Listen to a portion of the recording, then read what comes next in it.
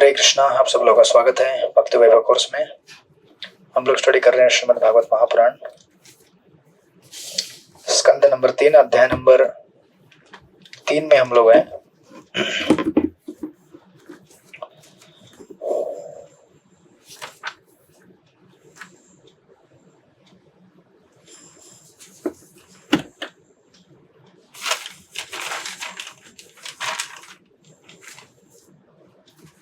तो प्रथम और द्वितीय अध्याय में हमने भगवान श्री कृष्ण के वृंदावन की लीलाओं का आस्वादन किया।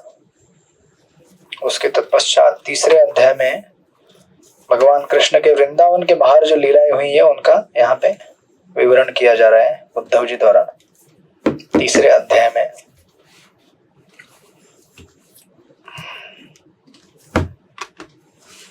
वृंदावन से बाहर भगवान की लीलाएं, राइट, इस चैप्टर का शीर्षक है। तो आई थिंक हम लोग लास्ट टाइम श्लोक नंबर 1 पूरा कर गए थे, राइट।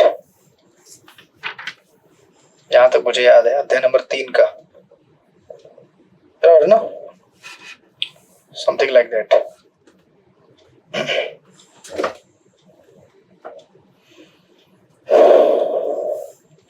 श्री उद्धव ने कहा, तत्पश्चात भगवान कृष्ण श्री बलदेव के साथ मथुरा नगरी आए और अपने माता पिता को प्रसन्न करने के लिए जनता के शत्रुओं के अगुआ कंस को उसके सिंहासन से खींचकर अत्यंत बलपूर्वक भूमि पर घसीटते हुए मार डाला, राइट। और हमने देखा था प्रभुपाद जी परपोर्ट में कहते हैं, जब दोनों भाइयों ने सिंहासन रूढ़ कंस पर आक्रमण किया तो उनके माता पिता डर गए कि अब कंस को हमारे उन पुत्रों को मार डालने का अवसर प्राप्त हो जाएगा जिन्हें हमने इतने दीर्घकाल तक नंद महाराज के घर में छिपा रखा था। उन्हीं को आश्वस्त करने के लिए ही कृष्ण तथा बलराम ने कंस को मारा और उन्हें प्रोत्साहित करने के लिए ही उसके मृत शरीर को धरती पर घसीटा, तो दिखाने के लिए कि देखो भाई मर गया है, उसको घसीट के ले रहे हैं क्योंकि मर गया है। जब मरेगा तभी तो घसीटेंगे ना, राइट। क्योंकि कंस इतना बलशाली था कि उसको मरने के बाद ही घसीटा जा सकता है, ऐसा काइंड ऑफ थिंग, राइट। ऐसा मतलब पोर्ट्रे कर रहे हो, ऐसा समथिंग लाइक दैट। और हमने देखा था कि वृंदावन की लीला कितनी कॉन्फिडेंशियल है। वृंदावन के किसी भी परिकर का यहाँ पर नाम नहीं दिया गया है भगवान के, सिवाय कृष्ण बलराम के। तो हमने देखा था लास्ट टाइम किस प्रकार वृंदावन सिर्फ उन भक्तों के लिए है जिन्होंने भगवान कृष्ण के प्रति प्रेम का वो स्तर प्राप्त किया है या फिर बनाया है, राइट। इस तरह से देन आगे जाकर फिर दूसरे श्लोक में बोलते हैं, पढ़िए सृष्टिपति प्रभु, श्लोक नंबर 2। हरे कृष्णा प्रभु जी, धन्यवाद प्रणाम। सांदीपने सकृत प्रोक्तम ब्रह्मादीत्य सविस्तरम तस्मै प्रादाद्वरं पुत्रम मृतम पंच जनोदरात्।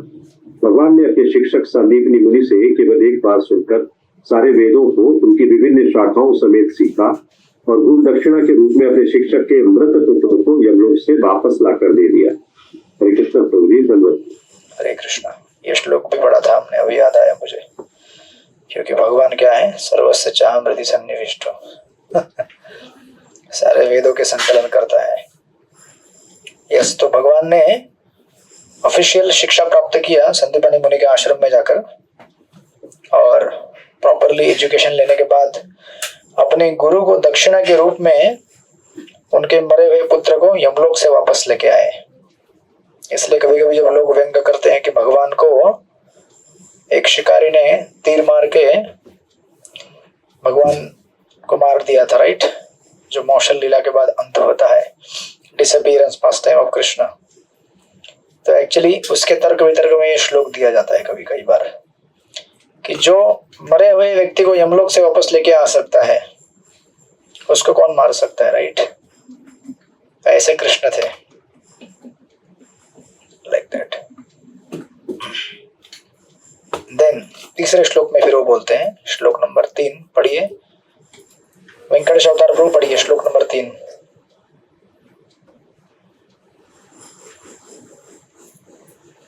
हाँ, हरे कृष्ण प्रभु, दंडवत प्रणाम।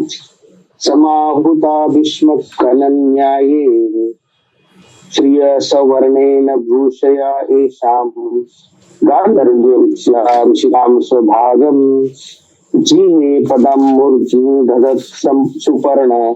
भीष्मक राजाची कन्या रुक्मिणी तिच्या सौंदर्याने व भाग्याने आकर्षित होऊन तिच्याशी विवाह करण्यासाठी अनेक मोठे मोठे राजा व राजपुत्र जमले, परंतु गरुडाने अमृत पळून नेले त्याप्रमाणे इतर इच्छुकांवर मात करून भगवान श्रीकृष्णाने आपला स्वतःचा वाटा असल्याप्रमाणेच तिचे हरण केले। हरे कृष्ण। हरे कृष्ण। तो ये यहाँ पे प्रसंग दिया गया है रुक्मिणी हरण का, राइट। राजा भीष्मक की पुत्री कुमारी रुक्मिणी सचमुच ही लक्ष्मी जैसी आकर्षक थी, क्योंकि लक्ष्मी थी, क्योंकि वे रंग रूप गुण दोनों में स्वर्ण जैसी मूल्यवान थी।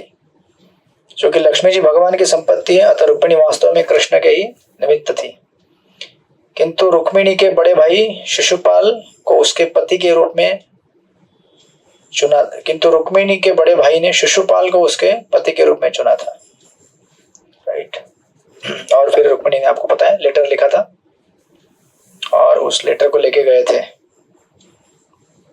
वो ब्राह्मण, और फिर कृष्ण उनको वहां से हरण करने के लिए लेके वहां पे प्रकट हुए। अतः जब दूल्हा बनकर शिशुपाल अपनी टोली सहित रुक्मिणी से विवाह करने की इच्छा से वहां आया तो कृष्ण सहसा ही सभी राजकुमारों को पछाड़ते हुए रुक्मिणी को वहां से उठा लेके गए, जिस तरह गरुड़ असुरों के हाथ से अमृत ले भागा था। इस घटना की स्पष्ट विवेचना दशम स्कंद में की जाएगी विस्तार से, रुक्मिणी और श्री कृष्ण के बीच का विवाह और किस तरह से उनको वहां पे लेके गया है, राइट। तो ये सब वृंदावन के बाहर की लीलाओं का विवरण है। And then in the 4th verse फिर आगे कहते हैं, पढ़िए अनुकंपा शक्ति माता जी। हरे कृष्ण कवि पंचांग कपिलो विश्वनतोदमित्वा स्वयंरेणाग्नजिति मुवाह तद्भग्नमानानपि गृह्यतोज्ञा जग्ने अक्षतः सहस्रभृतः स्वशास्त्रे। बिना नथ वाले 7 बैलों का दमन करके भगवान ने स्वयंवर की खुली स्पर्धा में राजकुमारी नाग्नजिति का हाथ प्राप्त किया। यद्यपि भगवान विजयी हुए, किंतु उनके प्रत्याशियों ने राजकुमारी का हाथ चाहा, अतः युद्ध हुआ। भगवान शस्त्रों से अच्छी तरह लैस थे, अतः उन्होंने उन सबों को मार डाला या घायल कर दिया, परंतु स्वयं उन्हें कोई चोट नहीं आई। हरे कृष्ण। हरे कृष्ण। ये और एक प्रसंग है जहाँ पे राजकुमारी नाग्नजिति का उन्होंने वर्ण किया, राइट। एक सेकेंड।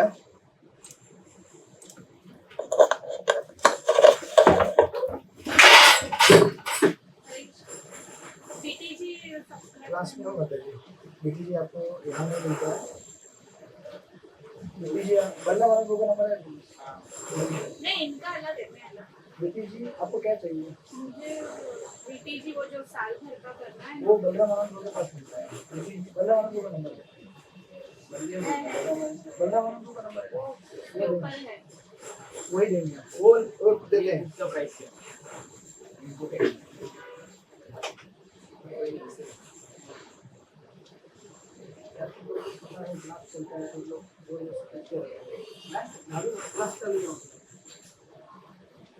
उधर में बेसिक तो बंद करके बुक लिखा जाएगा।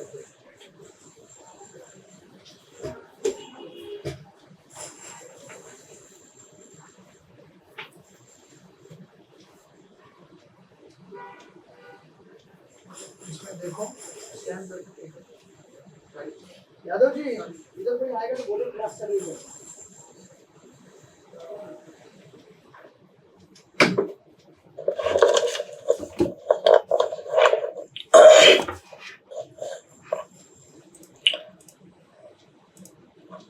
हरे कृष्ण। तो ये एक और प्रसंग है जहां पर नाग्नजिति इनका वर्णन किया था भगवान ने, और वहां पे जितने भी राजा आए थे वो एक्चुअली बैल के नाक में क्या बोलते हैं उसको, वो रस्सी डालते, राइट। वो डाल नहीं पाए फिर भी वो नग्नचिति के साथ विवाह करना चाहते थे। इस प्रकार जैसे कोई बिना मूल्य चुकाए कुछ चीज को खरीदना चाहे, राइट। लेकिन भगवान ने ऐसा होने नहीं दिया और भगवान ने सबको परास्त करके वहां से नग्नचिति को वर्ण करके लेके गए। देन उसके बाद फिर 5वें श्लोक में और एक रानी का वर्णन है, पढ़िए श्लोक नंबर 5। विमल मधुमती माता जी पढ़िए श्लोक नंबर 5।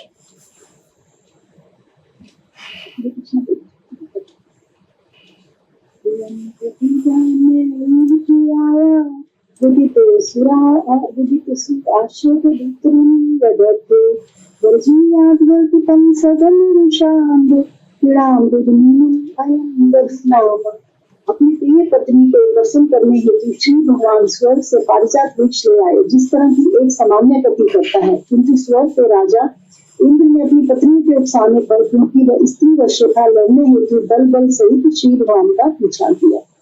हरे कृष्ण। ये प्रसंग तब है जब सत्यभामा उनके साथ गई थी स्वर्ग में, राइट। और अपनी पत्नी को प्रसन्न करने के लिए वहां पे उन्होंने एक पारिजात का वृक्ष देखा। और प्रभुपाद पर्पण में लिखते हैं ये प्रसंग कौन सा है। एक बार जब भगवान देवताओं की माता अदिति को कान के कुंडल भेंट करने, ये कान के कुंडल कौन चोरी किया था? नरकासुर, राइट।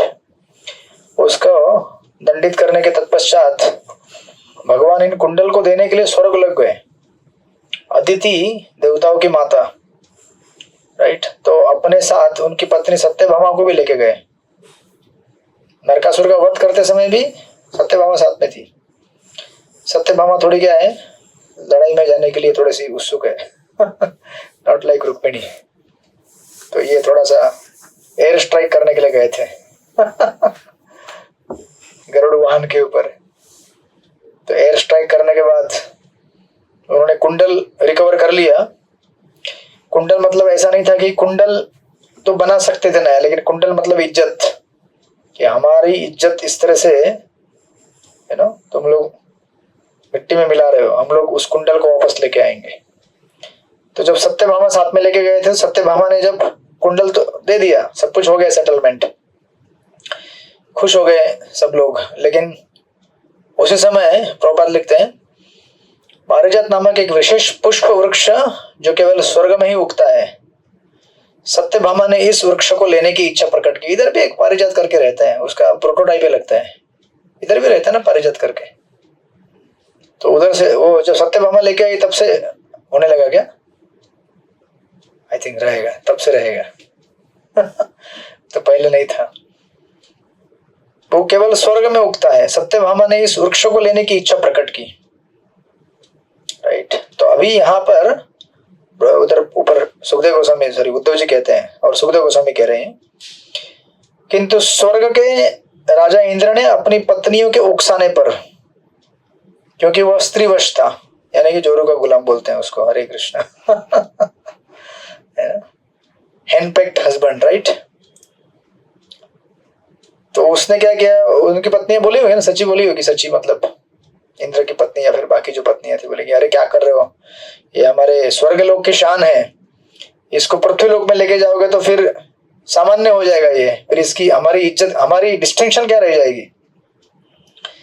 तो उन्होंने मना किया और अपने पति को उकसाया, बोले जाओ जाओ उस पेड़ को वापस ले लो। तो प्रभुपाद लिखते हैं अपनी पत्नी को, तो कृष्ण अपनी पत्नी को प्रसन्न करने के लिए एक सामान्य पति की तरह वृक्ष अपने साथ ले आए। इसी से वज्री अर्थात वज्र का नियंता इंद्र कुपित हो उठा और इंद्र की पत्नियों ने उसे युद्ध करने के लिए भगवान का पीछा करने को उकसाया।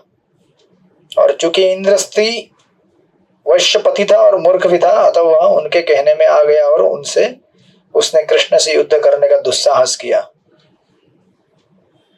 इस अवसर पर मूर्ख बना क्योंकि वह भूल गया कि प्रत्येक वस्तु भगवान की है। प्रत्येक वस्तु के अभी थोड़ी देर पहले लड़ाई करके तो उनको जिताया था जीव कितने जल्दी भूल सकता है भगवान की कृपा। अभी अभी तो कुंडल लेके आए भगवान, जीत कर उनको दिए वापस, बचाया उनको, देवताओं को। बट फिर भी इंद्र जो कि आसक्त थे इंद्रिय विषय वस्तु से, उन आसक्तियों की वजह से समझ नहीं पा रहे हैं कि एक्चुअली भगवान का सब कुछ है। अभी अभी तो भगवान ने मुझे दिया और तत्क्षण तुरंत क्षण में मैं भूल रहा हूं कि ये भगवान का है करके, राइट। और प्रभुपाद एक्चुअली सेकंड पैराग्राफ में हमारे लिए क्लैरिफाई करते हैं कि एक्चुअली इसमें कुछ गलत नहीं था। जब भगवान पारिजात का वृक्ष उठाकर लेकर जाना चाहते थे स्वर्ग से, पहले ये गलत इसलिए नहीं था क्योंकि सब कुछ भगवान का है। अगर कल आपके घर में भगवान आए और आपके घर में अगर 5 किलो सोना रहेगा कहीं तिजोरी में दबा के रखा हुआ है भगवान उसमें से अगर हाथ डाल के उठा ले 4 किलो सोना, बोले 1 किलो तुम रख लो, 4 किलो में लेके जा रहा हूं, मुझे जरा जरूरत है, तो आप मना नहीं कर पाएंगे, राइट। और मना करेंगे भी कैसे? आपने जो भगवत गीता पढ़ी है, भक्ति वैभव जो पढ़ रहे हैं तो इंद्र ने भी भक्ति वैभव पढ़ा था, राइट। स्वर्ग के देवता हैं, जानते हैं सब कुछ, बट फिर भी इंद्र इस समय नहीं जान पा रहे हैं।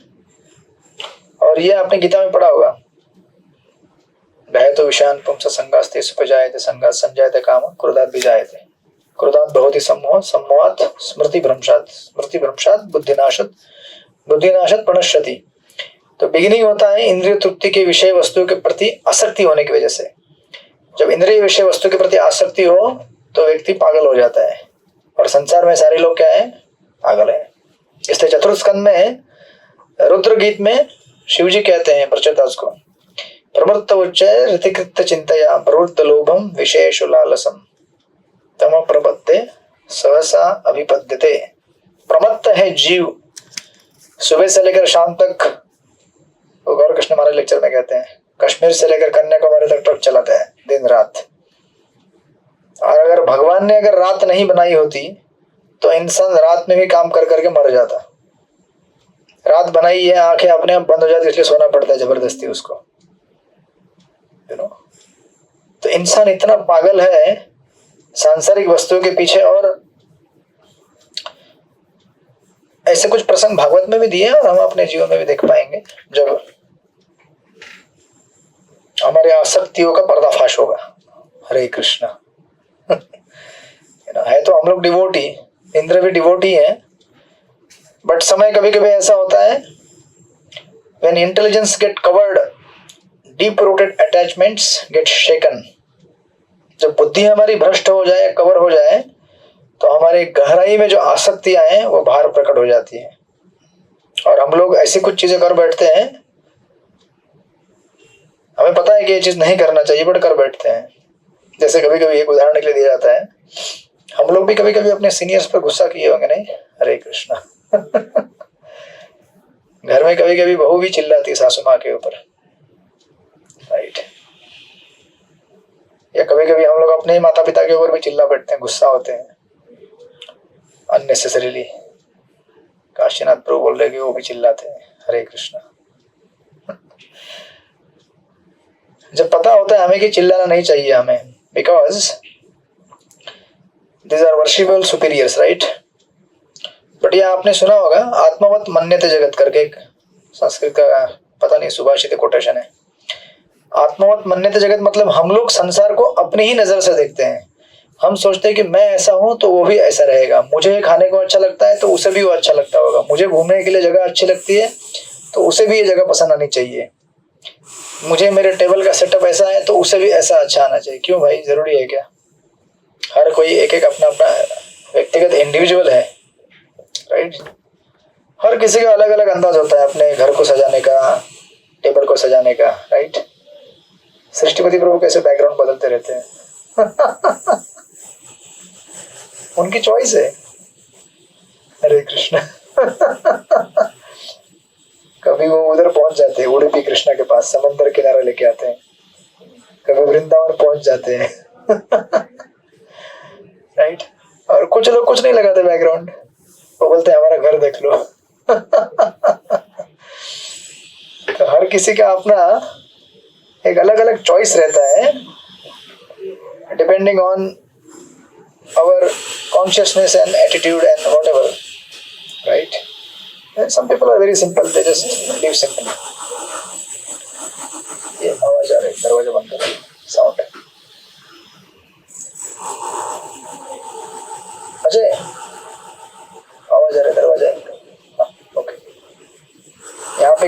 कंस्ट्रक्शन चल रहा है। हरे कृष्ण। इस्कॉन में एक कॉमन चीज है, कंस्ट्रक्शन चलते रहता है हर जगह पे। अच्छी बात है, movement has to go on, right. Static होने नहीं देते, घूमते रहो, चलते रहो। तो इस तरह से इंद्र को लगता है, एक्चुअली इंद्र को लगता है कि कृष्ण क्या है, इनफैक्ट हस्बैंड है, वो जोरू के गुलाम बन गए हैं। लेकिन एक्चुअली वास्तव में इंद्र गुलाम थे अपने स्त्री के, राइट। और इसलिए वो सोचते हैं कि ये देखिए, आसक्ति जब होती है तो हम लोग भूल जाते हैं कि हम कौन है, क्या है। आसक्ति ऐसा चैनल है, उसको अगर आपने स्विच ऑन कर दिया तो अनासक्ति, सेंस कंट्रोल, इंटेलिजेंस, ये सब गायब हो जाता है। इसलिए दो चैनल होते हैं, Krishna channel and Maya channel. एक बार कृष्णा चैनल में रहेंगे तो लगता है कि मूर्ख लोग हैं संसार के सारे, पागल कहीं के, अपने आप को भगवान समझते हैं, संसार में भोग करते रहते हैं। कौन करेगा ये सब, पागल ही करेगा, ऐसा करके बोलते हैं हम लोग, नहीं। और जब एक बार कृष्ण चैनल ऑफ हो जाए और माया चैनल स्विच ऑन हो जाए, उस समय अरे यही तो चीज है एंजॉय करने की, कंप्लीटली भूल जाते हैं कृष्ण चैनल को, राइट। तो ये ऐसा प्रभाव होता है। तो यहाँ पर इंद्रदेव इस परिस्थिति में फंस जाते हैं। और एक्चुअली प्रभुपाद यहाँ पे क्लैरिफाई करते हैं, यद्यपि भगवान स्वर्गलोक से वृक्ष ले आए थे किंतु इसमें उनका कोई दोष नहीं था। फिर भी सची जैसे सुंदर पत्नियों का वशीभूत इंद्रिय स्त्री वश्य होने से मूर्ख बना, जिस तरह स्त्री के वश में रहने वाले सामान्य व्यक्ति मूर्ख होते हैं।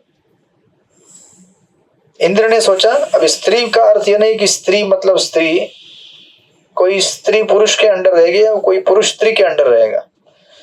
तो कभी स्त्री मूर्ख बन सकती है, कभी कोई पुरुष मूर्ख बन सकता है, राइट। इस तरह से इंद्र ने सोचा कि कृष्ण स्त्री वश्यपति है, जिसने अपनी पत्नी सत्यभामा की इच्छा मात्र से स्वर्ग की संपत्ति का हरण किया है। अतः उसने कृष्ण को दंड देने की सोची। वह भूल गया कि भगवान प्रत्येक वस्तु के स्वामी है और वे स्त्री वश्य नहीं हो सकते। भगवान पूर्णतः स्वतंत्र है और इच्छा मात्र से वे सत्यभामा जैसे हजारों पत्नियां पा सकते हैं। तो इस तरह से आप देखेंगे कि ये भागवत के प्रथम स्कंद में आपने देखा था, इन द फर्स्ट कैंटो। अगर आप जाएं वहां पर, आपको लिखना, नंबर लिख लीजिए, श्लोक नंबर 1.11.36, 1:11:36। उद्दाम भाव विषणमल वल्गुहास वृद्धावलोको निहितो मदनोपि असाम समुच्चयापम अजहत त्रिमोदत्तमास्ता यच्चेन्द्रिय विमुक्त तुम कुहकैर्न शेकु। जनरली हमें संसार में क्या लगता है कि भगवान जैसे अपने रानियों के साथ व्यवहार किए या फिर वृंदावन में भगवान ने रास लीलाएं की, हमें लगता है कि आई थिंक मैं भी ऐसे कर सकता हूँ। लेकिन कृष्ण की लीलाएं जो रानियों के साथ थी और गोपियों के साथ थी, वो बिल्कुल भी काम भाव के अधीन होकर नहीं थी। इस संसार में जनरली कामदेव, एक उदाहरण में दिया वहां पे उसी श्लोक में, एक बार एक्चुअली कामदेव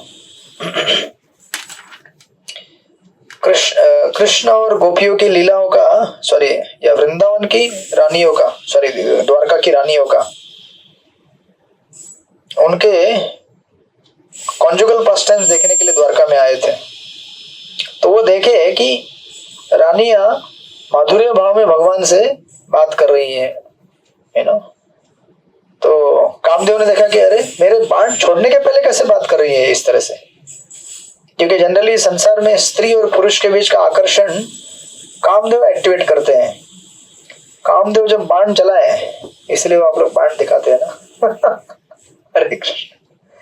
वो मुझे पहले समझ में नहीं आता था, बाद में समझ में आया। सब तीर दिखाते, तीर चलता है वो। सो एक्चुअली वो छल्ली छल्ली कर देता है, लेकिन लोग क्या बोलते हैं, अच्छा लग रहा है, मर गया मैं, है ना। मर गया है क्या तू, सचमुच मर गया, जिंदा हो जा अभी, है ना। महामंत्र बोल के जिंदा हो जा, हरे कृष्णा कृष्ण कृष्ण हरे हरे, हरे राम राम राम हरे हरे। तो एक्चुअली कामदेव सोचने लगे कि ये क्या हो रहा है यहाँ पर। मेरे कुछ करने के पहले ही कृष्ण और रानियां इस तरह से माधुर्य भाव में एक दूसरे से बातें कर रहे हैं। तो फ्रस्ट्रेशन में अगर कामदेव ने अपना धनुष फेंक दिया, ये क्या हो रहा है यहाँ पर, मेरा तो कोई रोल ही नहीं है यहाँ पे, कोई सेवा ही नहीं है मेरा, राइट।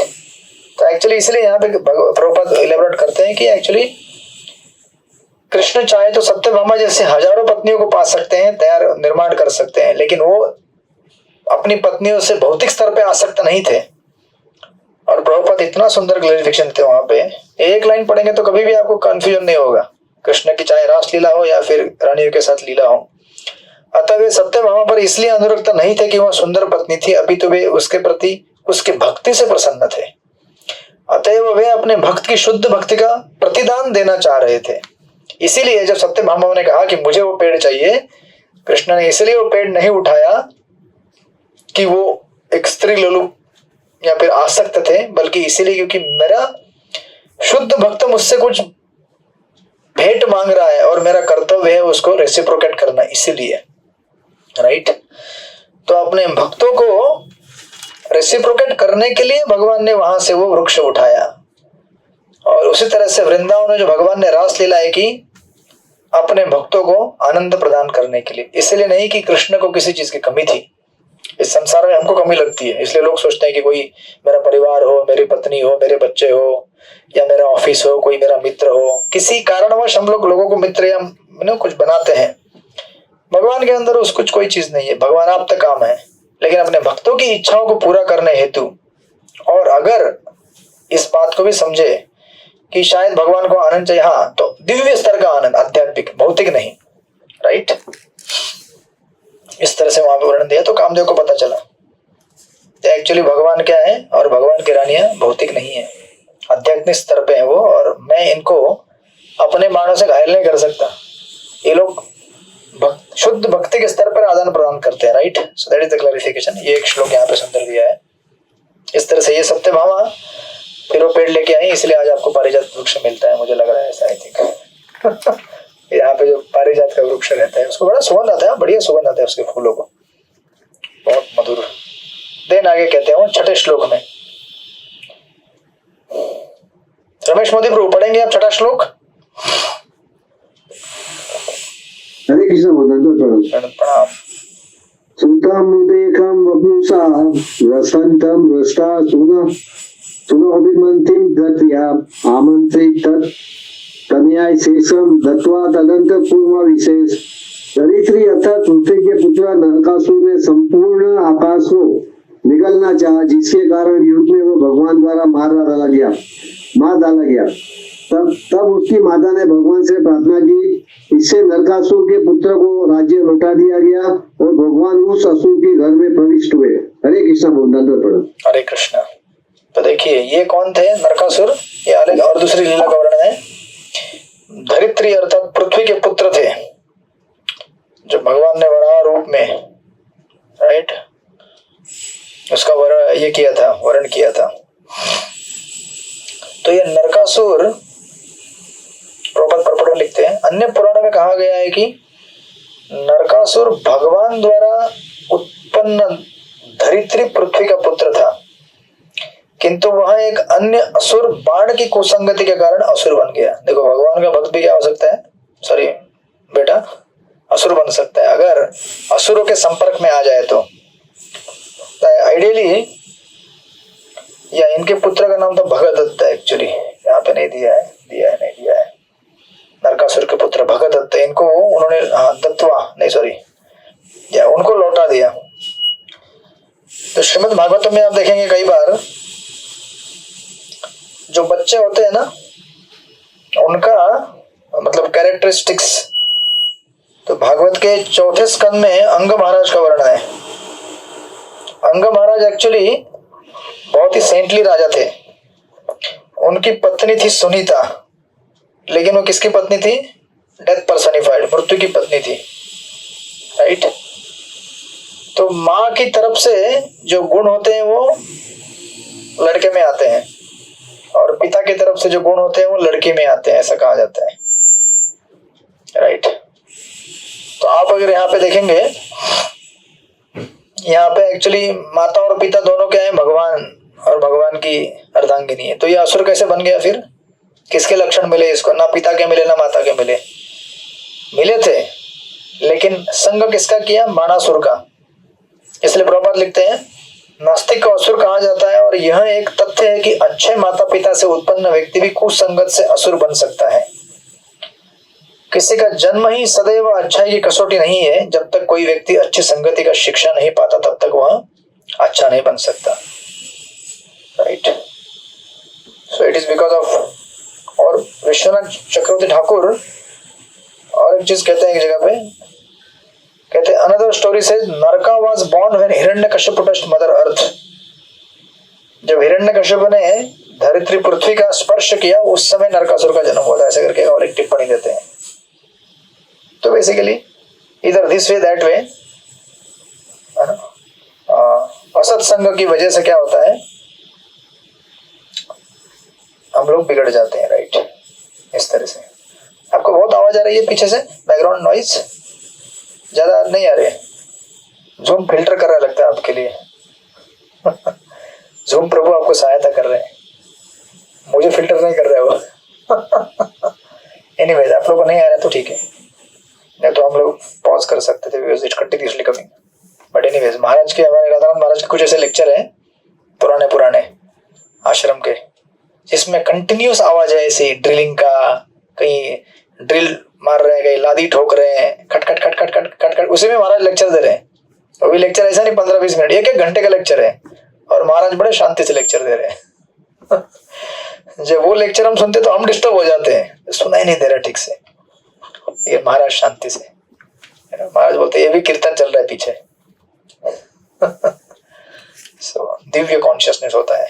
तो मैं थोड़ा ट्राई करता हूँ उनके जैसा, उनके चरम चिन्ह में चलने का, देखते कितना सफल होते हैं। तो इस तरह से। एंड देन फिर आगे 7वें श्लोक में और लीलाओं का वर्णन किया है, पढ़िए। चित्रलय के सखी माता जी पढ़िए श्लोक नंबर 7। हरे कृष्णा प्रभु दंडवत प्रणाम। तत्र अरुतस्ता नरदेव कन्या पूजेन दुष्टा हरिमार्ग बंधु उत्थाय सत्य जगृह प्रहर्ष क्रीडानुराग प्रहितावलोकय। तेथे त्या असुराच्या भवनामध्ये दीनबंधू भगवंतांना पाहताच नरकासुराने अपहरण केलेल्या सर्व राजकन्या त्वरित सतर्क झाल्या। त्यांनी उत्तमपणे आनंदाने व लज्जेने भगवंतांकडे पाहिले आणि त्यांच्या भार्या होण्याची इच्छा व्यक्त केली। हरे कृष्ण। तो और एक लीला का वर्णन है जब नरकासुर ने किडनैप की गई थी जो 16,000 रानियां, राइट। और प्रभुपाद सुखदेव गोस्वामी कैसे कहते हैं, उद्धव जी, हरण की गई सारी राजकुमारियां दुखियारों के मित्र है ना। भगवान किसके मित्र है? आर्त बंधुम, ये शब्द का इस्तेमाल किया गया है। कुजेन दृष्ट्वा हरिमार्त बंधुम, हरि यानी कि भगवान को दुखियारों का मित्र कहा गया है। ठीक है, तो दीक्षा के समय एक नाम दे सकते हैं आप, है किसी का नाम ऐसा? सृष्टिपति प्रभु, आर्त बंधुम। आप दीक्षा देंगे तो ये नाम दीजिएगा। हरे कृष्ण। आर्त बंधुम, आर्त बंधु प्रभु, राइट, सुंदर नाम है, दुखियारों के मित्र। क्योंकि वास्तव में संसार में सब लोग क्या है? दुखी है ना। हम सब लोग दुखी है। हमें ऐसा लगता है कि हम लोग सुखी हैं, बट हम लोग दुखी हैं।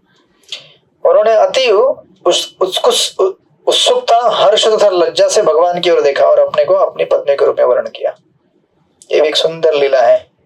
प्रभुपाद पर्पण में लिखते हैं, तो आगे उन्होंने बताया किस तरह से उनको बंदी बनाया गया था। और प्रभुपाद लिखते हैं क्योंकि भगवान ही दुखियारों के एकमात्र मित्र है, राइट, इसीलिए उन्होंने उनका वर्ण किया। यदि भगवान उन्हें स्वीकार नहीं करते तो उन सबों के विवाहित होने की कोई संभावना नहीं थी, क्योंकि उस असुर ने उनको उनके पिता के संरक्षण से अपहरण किया था। अतः कोई भी व्यक्ति उनसे विवाह करने के लिए राजी नहीं होता। वैदिक समाज की रीति के अनुसार कन्याएं पिता के संरक्षण से पति के संरक्षण में भेजी जाती है। देखिए कितना वैदिक सिस्टम टाइट रहता है। हरे कृष्णा, है ना। एक बार अगर लड़की एक रात कहीं बाहर रह के आई तो बस उसको घर वापसी नहीं है, अभी चले जाओ बाहर। इतना शुद्धता रखा जाता था वैदिक सभ्यता में। अभी तो क्या है, लोग किस तरह से भ्रष्ट हो गए हैं।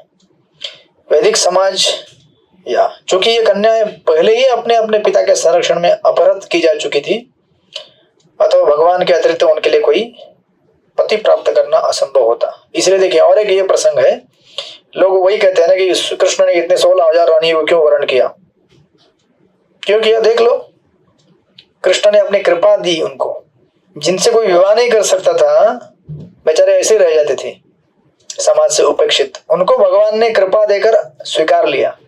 अदरवाइज लोग बोलते हैं ना, जितने भी आप उत्तर पाना चाहते हैं भगवान की, चाहे रासलीला हो या रानियों की, सब उत्तर यहाँ पे दिए गए हैं पिछले श्लोक में, इस श्लोक में।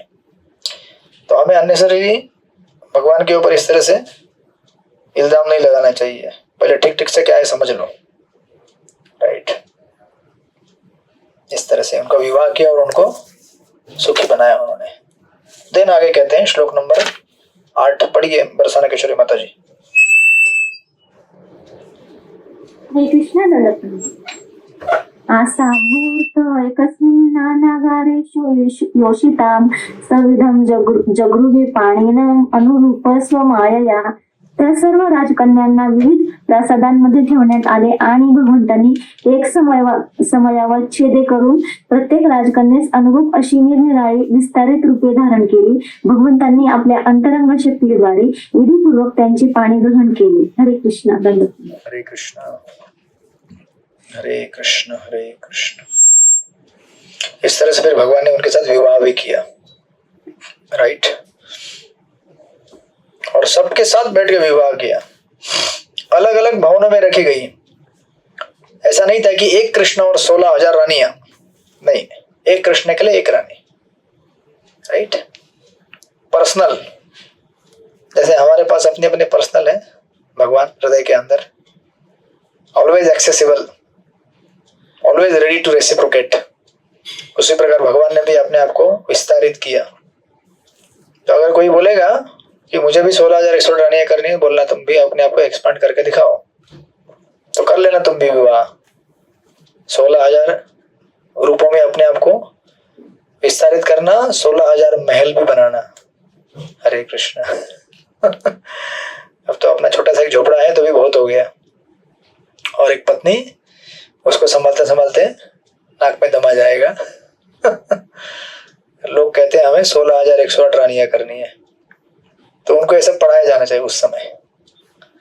प्रपद परपड़ में कहते हैं, ब्रह्म संहिता में भगवान उनके असंख्य स्वांशों के साथ निम्नवत वर्णन हुआ है। अद्वैतम अच्युतम अनादि अनंत रूपम आद्यम पुराण पुरुषम नव यौवनम च, राइट। इस तरह से प्रॉपर लीजिएगा। उसके बाद में प्रभुपाद आगे लिखते हैं, भगवान ने विभिन्न भवनों में रह रही राजकुमारियों के साथ विवाह करने के लिए जिन रूपों में अपना विस्तार किया, वे उनमें से हर एक के रूप में अनुरूप होने से कुछ कुछ भिन्न थे। मतलब जैसा उस रानी को रेसिप्रोकेशन चाहिए उसके हिसाब से, राइट। तो ऐसा हो सकता है, ऐसा होगा जैसे अगर किसी रानी की हाइट इतनी होगी तो कृष्ण भी उसी हाइट के बन गए। किसी की थोड़ी ज्यादा होगी तो कृष्ण भी थोड़े ज्यादा बड़े बन गए। किसी को अगर दूधी की सब्जी पसंद है तो कृष्ण भी बोले मुझे भी पसंद है, काइंड ऑफ। कोई रानी बोली होगी मुझे चौरस खेलना, जो चेस खेलते थे, राइट, और मुझे भी अच्छा लगता है। जिस अनुभव में चाहिए उसी अनुभव में अनुरूप हो गए वो, राइट। ऐसा होना चाहिए, तब आप बना सकते हैं 16,108 रानियां, ठीक है। अभी तो एक है, उसके भी अनुरूप नहीं है। वो बोलते है आज कुछ अच्छी सब्जी बना दो, तो करेला का सब्जी बना देती हो। बोलते आज क्या बनाया? करेला बनाया है। क्यों? करेला मेरा फेवरेट है, मायके में करेला ही खाती थी मैं। बोलते अरे बाप रे, ये कौन सा मायका है समझ में नहीं आता है, करेला खाते हैं लोग। तो यहाँ पर हम लोग, ऐसा कोई है क्या पति पत्नी का जोड़ा जो दोनों को सेम सब पसंद है? मैंने एक बार प्रोग्राम में पूछा था, ऐसे गलती से पूछ लिया था।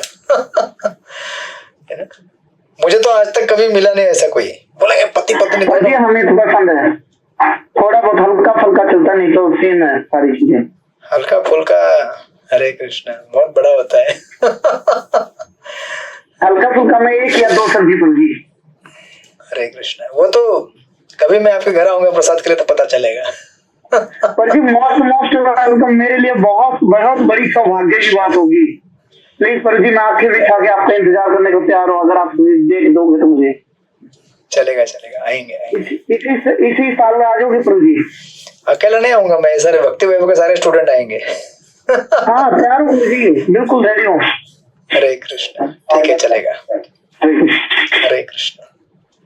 तो ऐसे सेम रंग रूप है ना, जो जैसे लगता है, इसको प्रॉपर लिखते हैं वे भगवान के वैभव विलास के रूप कहलाते हैं और उनकी अंतरंग शक्ति योग माया द्वारा क्रियाशील होते हैं, right. So everything is completely spiritual, no tinge of matter, इस तरह से। देन आगे 9वें श्लोक में फिर आगे कहते हैं, वो कौन पढ़ेगा अभी? कनाई प्रिया माता जी है क्या इधर? आज छुट्टी पे गई है, ओके। सची किशोरी माता जी हैं?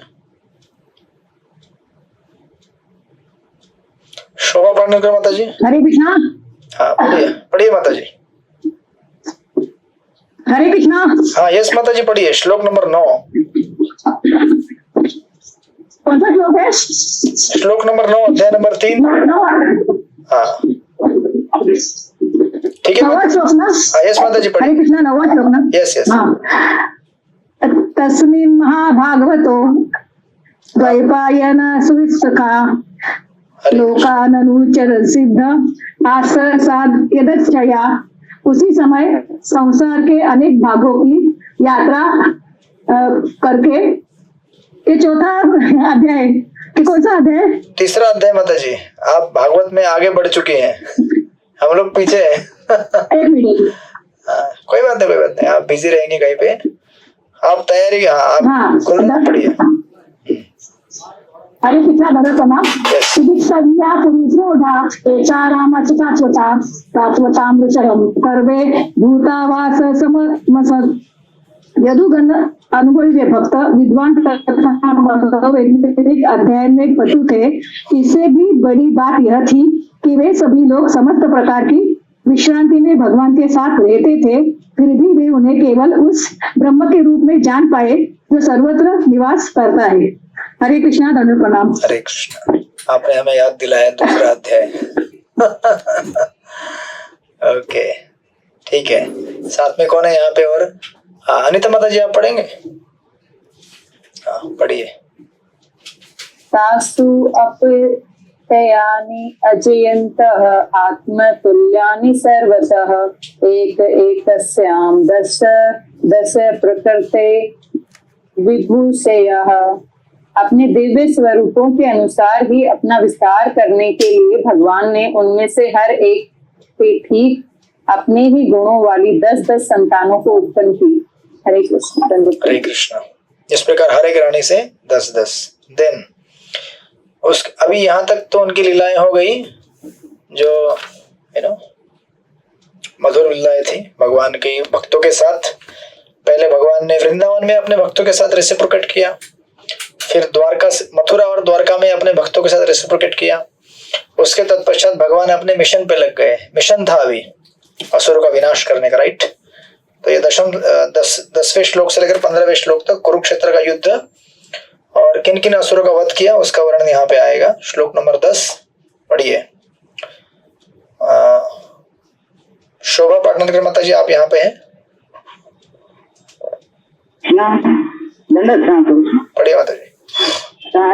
कालमागदोषाल्व आदीन अनिकैर्दन्तपुरम् अधिगण स्वयं दिव्यं सपुंसां तेजादिशत। मगधराज कालयवन व शाल्वाने मथुरेवर आक्रमण केले, परंतु त्यांच्या सैनिकांनी नगराला वेढा घातला। तेव्हा आपल्या भक्तांचे सामर्थ्य दर्शविण्यासाठी भगवंतांनी त्यांचा स्वतः त्यांचा वध केला नाही। हरे कृष्णा। यस, तो ये सारे असुर हैं जिन्होंने मथुरा नगरी पे अटैक किया, आज भी कर रहे हैं। हरे कृष्णा। और आज हमें अपना शौर्य दिखाना चाहिए। प्रॉपर लिखते हैं, कंस की मृत्यु के बाद जब मथुरा नगरी काला एवं जरासंध तथा शाल्व के सैनिकों द्वारा घेर ली गई तो भगवान इस नगरी से एक तरह से भाग निकले और इस तरह वे रणछोड़ अर्थात वहां जो युद्ध से भाग जाए कहलाते हैं। वस्तुतः तथ्य यह है कि भगवान उन सबों को अपने जनों से अर्थात मुचुकुंद तथा भीम जैसे भक्तों से मरवाना चाहते थे। कालयवन तथा मगधराज का वध क्रमशः मुचुकुंद तथा भीम द्वारा किया गया, जिन्होंने भगवान के प्रतिनिधि यानी कि प्रॉपर लिखते हैं एजेंट परपोर्ट में ब्रैकेट में एजेंट की भूमिका निभाई। ऐसे कार्यों द्वारा भगवान अपने भक्तों के पराक्रम को प्रदर्शित करना चाहते थे। मानो वे स्वयं उनसे युद्ध करने में असमर्थ हो, परंतु उनके भक्त उन लोगों का वध कर सकते थे। भगवान का अपने भक्तों के साथ जो संबंध है वह अत्यंत सुखद है। वस्तुतः भगवान संसार के अवांछित तत्वों का वध करने के लिए ब्रह्मा के अनुरोध पर अवतरित हुए थे, किंतु यश का श्रेय विभाजित करने के उद्देश्य से उन्होंने कभी कभी यह श्रेय दिलाने के लिए अपने भक्तों को लगाया। लाइक दैट उन्होंने अर्जुन को भी कुरुक्षेत्र युद्ध भूमि में लगाया, निमित्त मात्रम भविष्य साचिन, और इस तरह से उनको क्रेडिट दिया पूरे युद्ध का। प्रॉपर लास्ट में लिखते हैं, कृष्ण अपनी दिव्य योजनाओं द्वारा जो कुछ स्वयं करना चाहते हैं वे उसे अपने विश्वस्त भक्तों के माध्यम से संपन्न कराते हैं। अपने शुद्ध अनन्य भक्तों के प्रति भगवान की कृपा की यही रीति है।